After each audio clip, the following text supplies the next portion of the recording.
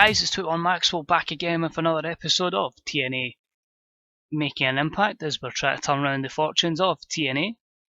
Episode 16 now, so we're fairly getting in it. We've got another show now on the road towards Destination X, which is a pay-per-view coming up, if I can just quickly check my dates, in the third week of July. So 4 weeks of build-up, this episode and then 3 episodes in July before we get to the pay-per-view, so that's good. It'll be the first pay-per-view under the lesser pay-per-view provider, so we'll just need to see how that goes financially. But I say we're building towards it. We're trying to build up some new stars along with the guys we've brought in, and I hope you enjoy the show. So we'll crack straight into it. We do have a big debut at the end of the show, so I wonder if it's who you predicted. Let's crack on with it. So we're in front of 3,015 fans in the Grady Grammage Auditorium. And we start another episode of Impact with the BC. Adam Cole says, "It's good to know that finally TNA management have came to their senses and awarded me, Adam Cole, a title shot. I came here with my brothers to make a statement to show the world that the BC is here to take over. Once I become the TNA World Heavyweight Champion, that's just the start of the process. Then Kenny Omega becomes the X Division Champion, and Matt and Nick Jackson become the Tag Team Champions. We will run this place, and there is nothing Cali will do about it, and there's nothing that Galloway can do about it. And why? Because the BC is for life." So a threatening promo there from the BC to start the show. C-53 gets the show off to a strong start, and it got the crowd a little hotter. So ideal start there as we start another episode of Impact. The BC are in action with Nick and Matt Jackson, and about to hit some subpar wrestling in Little Heat. The BC defeats DJ Zimayon and Mandrews in 8 minutes and 56 when Matt Jackson defeats Mandrews by pinfall with a moonsault. A D plus 50 is a decent opener. DJ Zimayon not suited to his gimmick still, but until there's proper plans for him, we'll just keep him like that. Mandrews with a 30, Zimayon with a 32 in-ring performance, Nick with a 56, Matt with a 54, so that's good from them. Nick Jackson improving Rumble skills. Just a few negatives there, but overall, pretty happy with that. Next up, in a terrible match, the Bromans defeated the Tribunal in 7 minutes and 12 when Jesse defeated Baron Dax with a stunner. This was a D-minus 38. Vasil Baraka debuted his badass gimmick, which got an initial rating of poor. Baron Dax was off his game. Rating wise, Robbie E with a 38, Jesse with a 28, Baron Dax with a 29, and Vasil Baraka, the former Sylvester Lefort, with a 32. So pretty good there, considering where these guys are on the card, building up the bromance again. And there'll be quite a few negatives, I would expect, Jip, for the Tribunal, but we'll get them over. After the match, we get the bromans getting some microphones to explain basically why they started to team up again. So Jesse says, "So everyone's wondering why I decided to help Robbie E out. After weeks and weeks of us getting at each other's throats, it's simple. I realised to get the best Jesse, you need Robbie alongside him.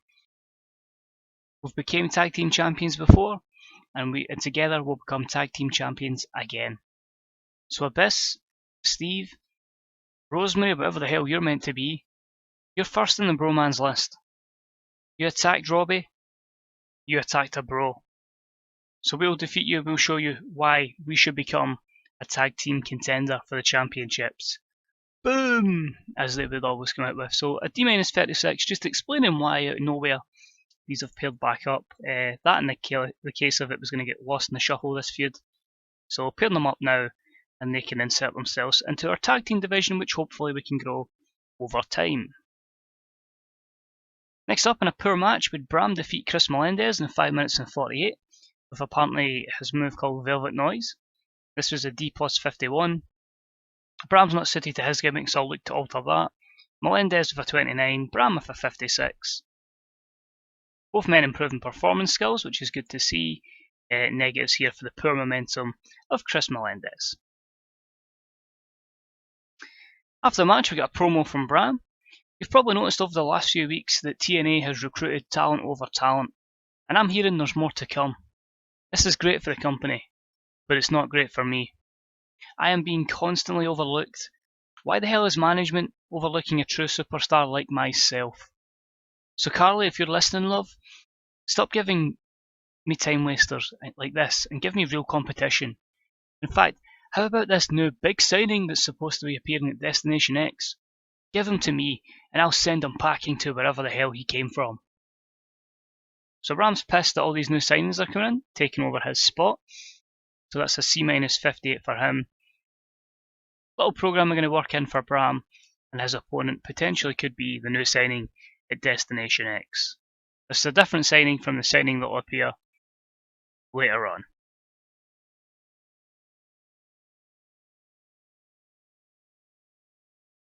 Sorry, was there an attack there happening in football that I had to watch? Anyway, next up, Bram leaves the ring after his match and he heads across the announce table. And he walks up to Josh Matthews and says, "You think this is funny, Matthews? You think this is great that all these guys are coming in, getting a chance, an opportunity before me?" Josh Matthews nervously says, I'm just trying to do my job." "Oh really, mate? We'll try and do this." Bram grabs Josh Matthews and pulls him over the announce desk before he starts beating him down and throws him into the ring apron and in the barrier. He throws him into the ring, taunts him, and then nails him with a right before he picks him back up and hits him with the brighter side of suffering. Bram leaves the ring as trainers and EMTs rush to the ring. The EMTs help Josh Matthews onto a bodyboard before they help him back into the ambulance. I completely forgot I had forgot to renew Josh Matthews' contract because that was the plan to just let it run out and expire. He's pretty much leaving the company now, so I thought let's write him off with him getting his ass kicked. So D44, Josh Matthews is gone. We can all celebrate and party because he's absolutely awful at what he does. Watching Slammiversary, he made that pay-per-view sound like Velocity.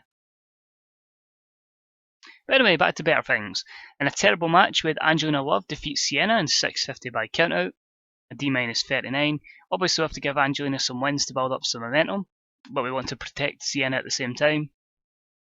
So an average match, Angelina Love with just a 30, Sienna with a 38, but these are women that will be building up as time goes along. A few negatives there, but that's okay. Next up we see Carly backstage in her office. She's on the phone. Who could she be speaking to? Well, she says, "Oh good, you'll be here tonight? I'm sure Mr. Galloway will be thrilled to see you." So it looks like she's on the phone to potentially the new signing, and that is a D-38. Quite happy with that. Next up and about, they had some subpar wrestling and little heat. Sami Callihan defeated Kenny Omega in 7:36 by pinfall with a headlock driver. A lot of guys seem to have the headlock driver as a finisher. This was a D46. Good chemistry between Callihan and Omega. Get the crowd buzzing. Callihan with just a 42, Omega with a 39. These are some of those guys we're going to have to build up over time, and it continues the BC storyline. Overall, I'm pretty happy with that though. Next up and about, they had decent wrestling but didn't have much heat. We had Shibata defeat Ricochet in 11:27 by pinfall. C63. Although Ricochet is the champion, he's not going to be defending against Shibata. We're just trying to give him a real good quick push off the bat. So showing that he can defeat someone like Ricochet just shows that he's getting to that elite level. So delighted with that. Got the crowd buzzing. Ricochet by 50, Shibata with a 62. And the level that TNA is at right now, that could probably be a main event match. So that's good for them going forward. Next, we got a promo from the Miracle, Mike Bennett. He says, "Tonight is the night the world gets to witness the true talents of the Miracle, Mike Bennett. Tonight I go one-on-one with the charismatic enigma Jeff Hardy, the one the fans love, the man you could say. But he won't be the man for much longer. The Miracle has arrived in TNA, and it's my time. So everyone watching around the world, here's a little preview to your future world champion." So D-40.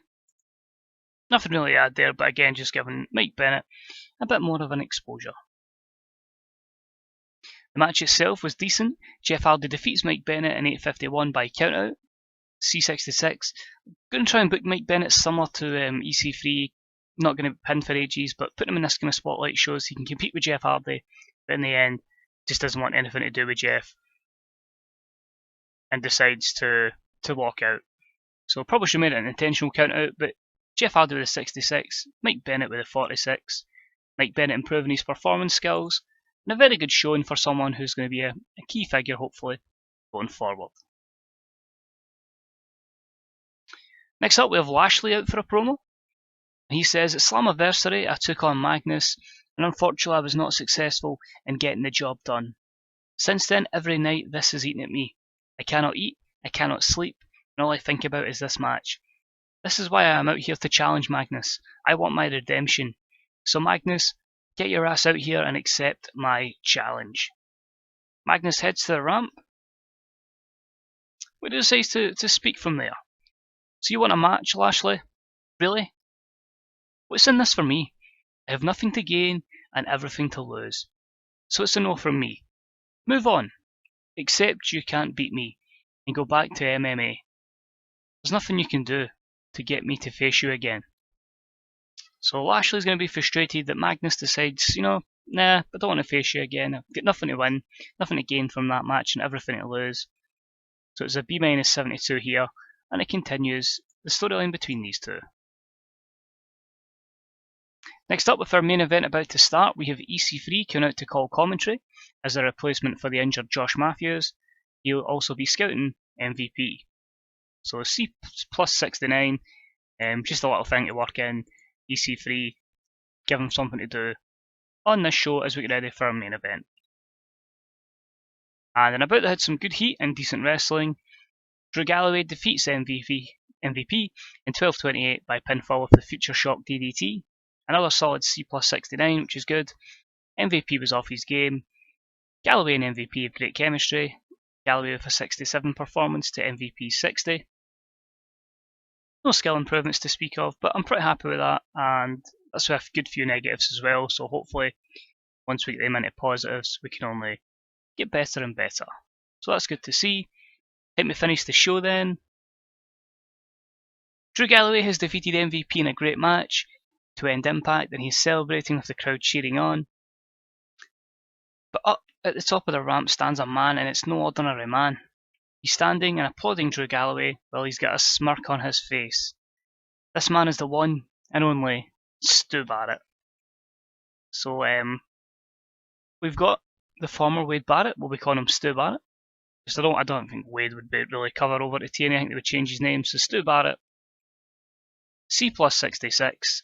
And it's obviously a former friend of Drew Galloway, so it'll be interesting to see what Galloway and Barrett have going forward. He debuted a British Bulldog gimmick, which got an initial rating of average. No skill improvements, and just a one negative there. But really excited to see how we get on with Barrett. He's someone I'm excited to book going forward. The C plus 68 does the job. It increases the pop in 30 regions as we continue to get better and better. I mean, that's the level we just need to get to now. High 60s, I think it's just going to keep increasing us and getting us going forward. So Grado's apparently a hot property. Should we start pushing him? Possibly. But got a lot of praise from the fans, that's good to see. Got Mickie James for 2 months before she goes on maternity leave, so we can somehow still use her. I've just signed her just to give us another knockout. Size, so 49s and 50s, 148 in the tri-state, but that's good, it's keeping away from Cult.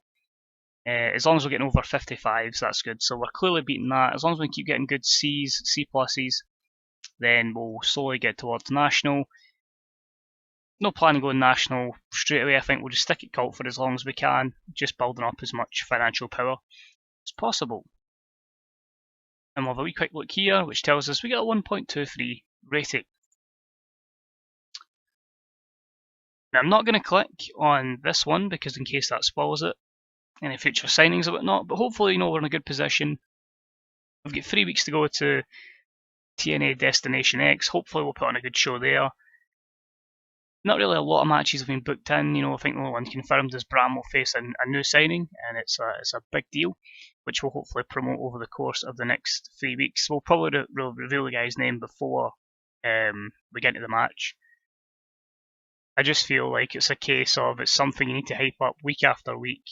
And it's something you would hype this guy's name up so people would tune in to the pay-per-view. So we'll hype it up over 3 weeks. Apparently I've got one more explosion to book, although I feel the contract may run out before then, hopefully.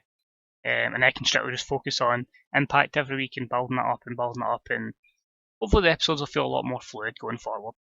But say thank you for watching, guys. It's deeply appreciated. If you enjoyed the episode, if you want to drop a like, it's deeply appreciated as well. Any comments on the series? If you're managing TNA yourself, let us know how you're getting on. Have you found it's very easy to make it unrealistic with TNA? Let me know your thoughts on that as well. And of course, any ideas on who you think the new signing would be, let me know as well. And of course, if you haven't subbed already, hit the sub button. These videos will drop in every Tuesday and Friday. And of course, you'll get the stuff regularly updated on Reddit. It will regularly be updated on my post in the Grey Dog Software Dynasty forums.